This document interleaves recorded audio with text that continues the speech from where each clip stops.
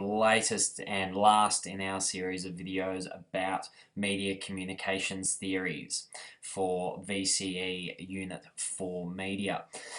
This theory that we're looking at now is the encoding decoding model. The key figure that set this theory up was a guy by the name of Stuart Hall, and this theory rose to prominence in the 1980s. Really important thing about this theory compared to the others that we've looked at is that in the 1980s, theorists actually started to move away from trying to measure what kind of effect the media had on audiences. They started to care less about if the media does A, then audiences will do B, that kind of mentality. So in the 1980s, the focus was now on how do media and audiences work together? What is the actual communications process like? And this became known as cultural studies because it wasn't looking at the effect of media, it was looking at how media works within culture, within society as a whole. So I guess a bit of background before we get into the theory itself. Um, it came out of a theory that was a century old, which was semiotics. Semiotics essentially translates to the study of signs.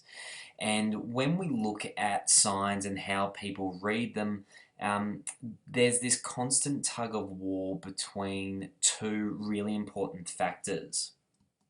First of all, what we call the signifier, which is traditionally any motion, gesture, sound, or event that conveys meaning and communicates something, okay? So anything that we see or hear that is meant to communicate something to us. So here's an example of a gesture that is meant to communicate something. The second part of semiotics that makes our reading of signs work is what's called the signified. Now, this is the concept that the signifier is meant to represent, okay? It's what this is referring to. And in this case, blowing kisses and gesturing your hands in a way that goes outward would indicate to us a message of, I love you all. Okay, blowing a kiss straight to the camera might just be I love you, but the fact that Robert Downey Jr. here is moving his hands apart indicates to us the meaning of this is I love you all. Now, for us to understand this out of that requires quite a bit of a complex process. We need to actually read quite a lot that's going on here. And when we're reading a sign, we can read it in two ways, okay? Two basic aspects of the sign itself, which are known as the denotation and the connotation. You might actually remember these words when you looked at Unit 1 of VCE Media. So the denotation is the literal meaning of the sign. For example, we look at this here and we immediately think rose. That's literally what we are supposed to be looking at, what this sign is literally meant to represent. The connotation works on a bit of a deeper level. It's meant to be the figurative meaning behind the sign itself. And that meaning is usually attributed by a culture or a society. And it's attributed within a context. So when we look at the rose, we might create the connotation of love. We might have the connotation of romance or the connotation of you're safe on another week for The Bachelor. So these two things work in conjunction and we can look at multiple levels when we're looking at any sign, okay? That denotation and the connotation can be read in the multiple different ways, especially the connotation there. So basically, in that study of signs, it essentially aims to explain how signs are used to represent certain ideas in communication. And to do that, the sender of any message must encode it with useful signs to get their point across. And then the receiver of that message, or the audience of that message, must then decode the signs to understand the meaning behind the message. Okay, and it's only when those two things work together that meaning is created and the communication process works.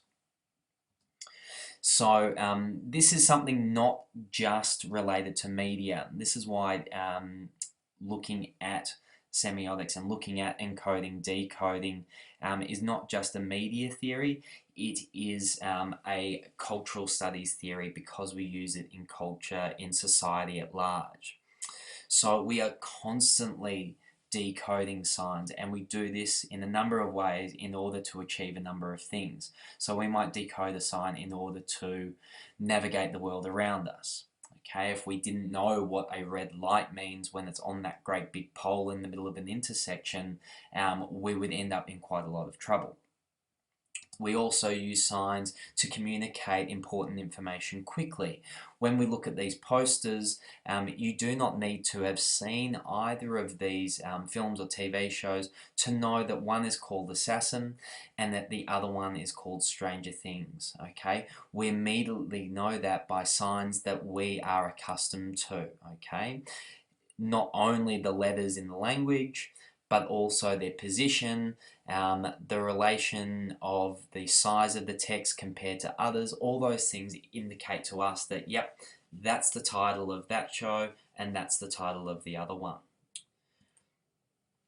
We also use signs and decode signs in order to work out what would happen next. So if we see smoke on the horizon, we know that we could expect fire attached to that. Okay, that obviously keeps us safe, knowing what to expect next from a sign. These people here at the beach obviously don't seem too fazed by the fact that there's fire nearby. Why? Well, they can read deeper into this sign and know that if the smoke is traveling up and away from them, that the fire is no longer posing a threat. Okay, so we can read signs in order to keep us safe. And signs don't just have to be visual. We use signs such as sounds to work out and make certain connections. So often if we've been exposed to particular sounds, such as this, the Jaws theme, we know what to expect next. Regardless of what media product you might be watching, you hear this sound,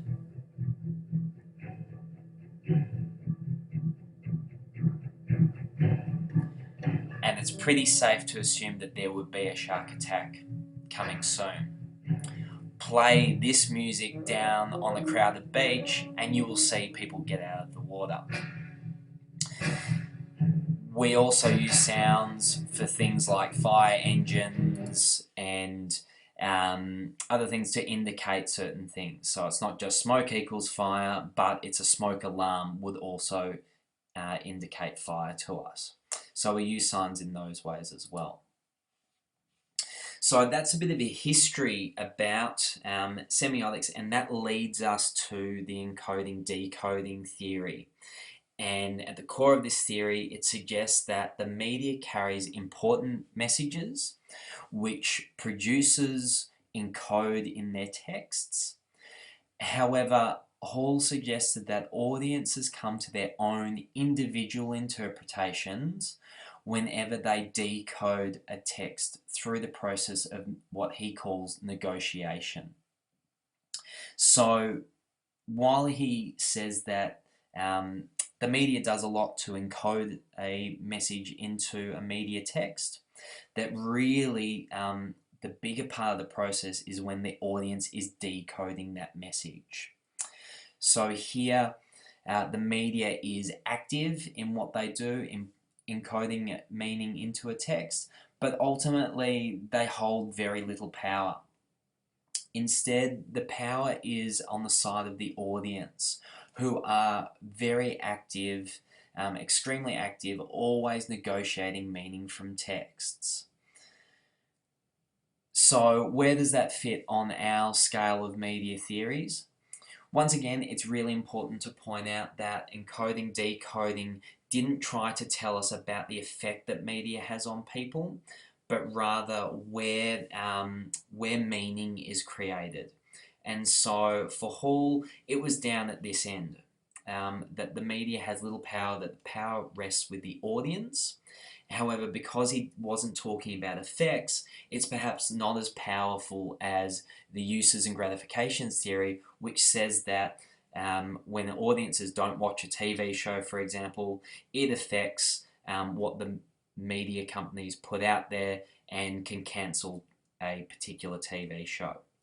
So here there is a great deal of power on the side of the audience, but not enough to change what the media does, simply because Hall was not interested in the effect that audiences and the media have on one another. So in a little bit more detail, this theory came really as an extension to semiotics, which was over 100 years old at this stage. In 1980, Stuart Hall suggested that audiences have great power in what he called reading a text.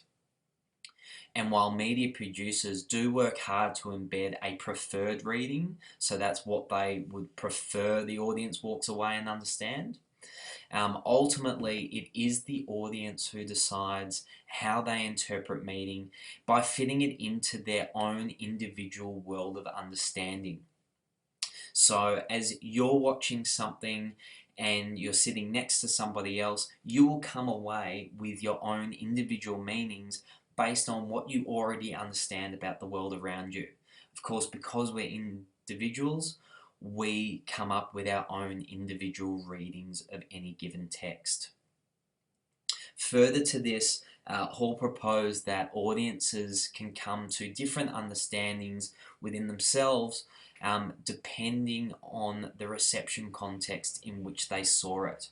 So you as an individual come up with different interpretations to the people around you, but you may also come up with different interpretations of the same text depending on the context in which you saw it. Okay, so we can think about that in terms of an example where if you're watching a scary movie and you're watching it on a crowded bus in the middle of the day, the sun's pouring in through the windows, and you happen to be watching it on a smartphone where it's a little bit glary and the sound's not so good, you are going to walk away from that with different feelings, a different interpretation about that scary movie than, say, if you're watching it at home, alone, at night, when there's a storm happening, and you've just, prior to watching this scary movie, you've seen a news report on violence and break-ins. You would come up with a very different reaction to that exact same media text depending on these two different contexts. So in terms of mapping out the encoding decoding theory model, you might see that it's quite similar to when we looked at the bullet theory or the hypodermic needle theory, in that the media starts off, they create a text, they do this by putting together what they already know and what they're capable of producing technically, and they use those technical capabilities and prior knowledge to encode a message into a text. And then on the other side of it, the audience is there, and we as an audience already are influenced by our own prior knowledge and our technical capabilities. And then we work to decode that text. Now, the difference between this and bullet theory is you'll see the arrows here, the media is putting in the encoding into the text, but it's not going that way to the audience. In fact, it's the audience that is working hard to decode that text. And the audience is working hard, and they're working individually, and so they can come up with a range of different interpretations when they are decoding that text. Okay, and obviously we're influenced by what we know from previous interactions with both text and real life and reality, and also what we're capable of reproducing in terms of what technology we have. So if we don't have access to a big screen cinema, if we only have a second generation smartphone, then we're going to view this text in a very different way than what the media intended us to. So Hall mentions this process of negotiation. And what he means when he says that an audience negotiates, meaning is that we can come up with different interpretations of a text. And Stuart Hall suggested that there were three main positions that an audience might take when we do in fact read a text. The first of those positions is what he called the dominant position. And this is where audiences accept the preferred reading, they accept the message that the media producers wanted us to. The second or in-between position is what Hall called the negotiated position, where the audience accepts some of the aspects of the message that the media producers wanted us to, but then we reject others. Okay, so we accept some, but not others. We're in this, it's a negotiation, it's a compromise. Finally, at the opposite end of the scale, we have the oppositional position. This is where audiences will reject all of the connotations of a media producer's message, although we still might understand the denotations. Okay, so if we think back to our red rose, we might look at that and see that as a symbol of misogyny when we're looking at something like The Bachelor. And when you're looking at these three terms, particularly dominant position and oppositional position, you might recognize these from when we were looking at media text and society's values, and that's no coincidence. So these are quite related to the things that we've looked at in media in the past. So here's an example of how we can come up with multiple readings. Watch this old 20-year-old Hungry Jack's commercial, and then let's look at the three positions that an audience might take. Talking big, yeah, very big, yeah, huge. Yeah. We're talking a 50% bigger, better burger than ever before with 50% more of that famous Hungry Jack's flame grilled beef. Gigantic. Yeah. We're talking the biggest bacon double cheeseburger deluxe ever. With more beef in every bite. 50% more beef and still only $2.95. Got the hungries for Hungry Jack. Sensational. Awesome. Yeah.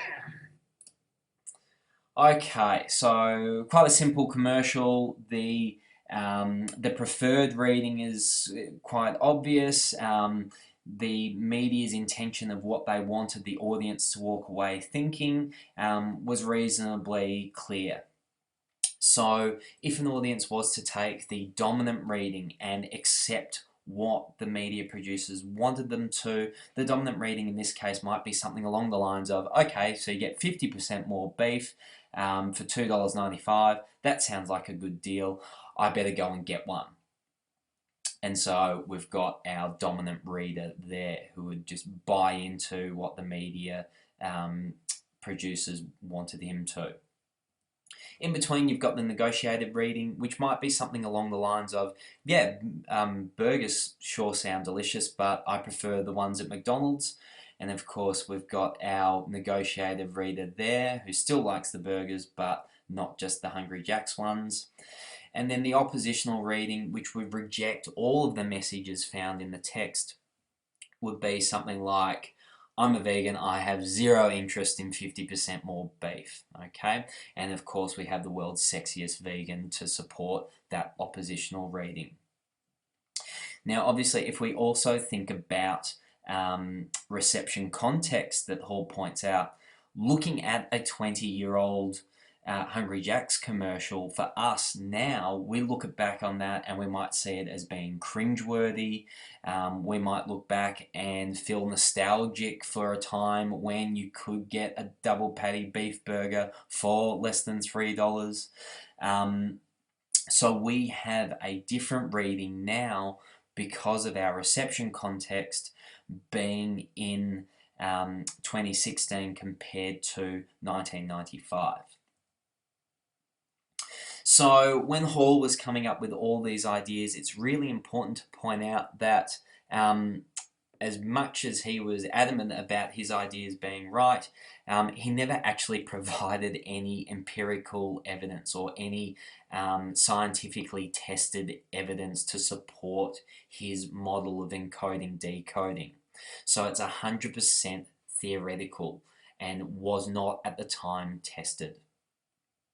So that leads us into the criticisms of this theory, and in particular, the fact that Stuart Hall did not conduct any empirical evidence or provide any empirical evidence to support his theory is the biggest criticism of all.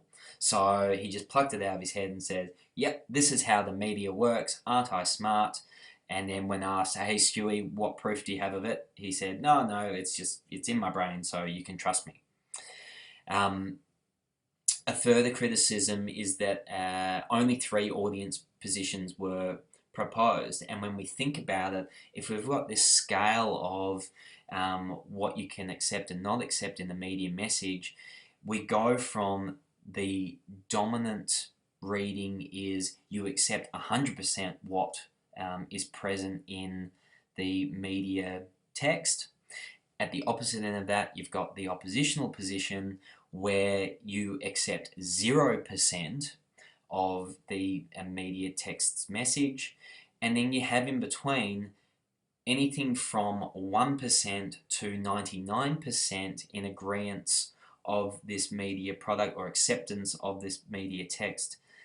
That 1 to 99% falls under the negotiated position, which is quite a big aspect. So there have been criticisms that perhaps we need to offer more nuance in that negotiated position. Also, there's a criticism that